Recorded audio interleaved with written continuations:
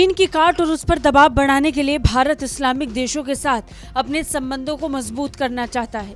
इसलिए उन देशों के साथ न सिर्फ संवाद बल्कि योजनाएं भी बन रही हैं। इसी के चलते भारत के राष्ट्रीय सुरक्षा सलाहकार अजीत डोभाल ओमान पहुंचे।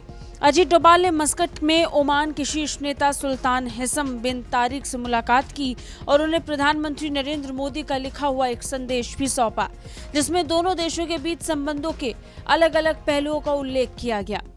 डोभाल ने टेक्नोलॉजी, सैन्य मामलों और खनन के क्षेत्र में संभावित द्विपक्षीय सहयोग पर ओमान के विदेश मंत्री सैयद बद्र अहमद अल बुसैदी के साथ भी बातचीत की। विदेश मंत्रालय ने बताया कि डोभाल ने अल बराका पैलेस में सुल्तान हसन से मुलाकात की और उन्हें प्रधानमंत्री मोदी का संदेश सौंपा। इसके अलावा डोभाल ने शाही कार्यालय के मंत्री जनरल सुल्तान बिन मोहम्मद अल नुमानी और विदेश मंत्री अल बुसैदी के साथ भी व्यापक चर्चा की।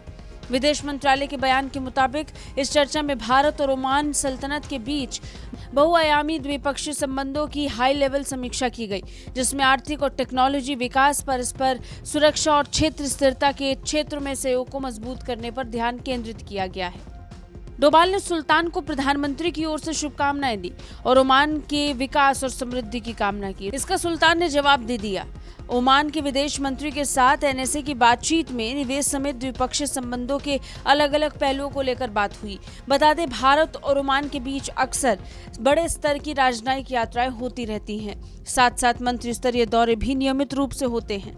सल्तनत ऑफ ओमान खाड़ी देशों में भारत का रणनीतिक साझेदार है और खाड़ी सहयोग परिषद यानी गल्फ कोऑपरेशन काउंसिल GCC, अरब लीग और हिंद महासागर रिम एसोसिएशन यानी इंडियन ओशियन रिम एसोसिएशन के लिए एक महत्वपूर्ण साझेदार भी है। दोनों देशों के रक्षा मंत्रालय हर साल संयुक्त सैन्य अभ्यास को भी आगे बढ़ाते हैं। इसे लेकर दोनों देशों के बीच समीक्षा भी होती है।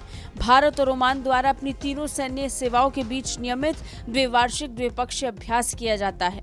ओमान के साथ भारत अपने आर्थिक और वाणिज्यिक संबंधों के विस्तार को ज्यादा प्राथमिकता देता है। संयुक्त आयोग की बैठक और संयुक्त व्यापार परिषद जैसे संस्थान तंत्र भारत और ओमान के बीच आर्थिक सहयोग को मजबूत करते हैं। भारत और ओमान के मध्य मजबूत द्विपक्षीय व्यापार और निवेश संबंध हैं। भारत ओमान के लिए आयात का तीसरा सबसे बड़ा स्रोत है, यानी UAE और चीन के बाद। चीन जिस स्तर पर इन क्षेत्रों पर अपने प्रभाव को गहरा करना चाहता है, तो भारत भी अपने हितों के लिए ओमान और खाड़ी देशों के साथ संबंधों को गहराने में लगा है। ब्यूरो रिपोर्ट, भारत तक।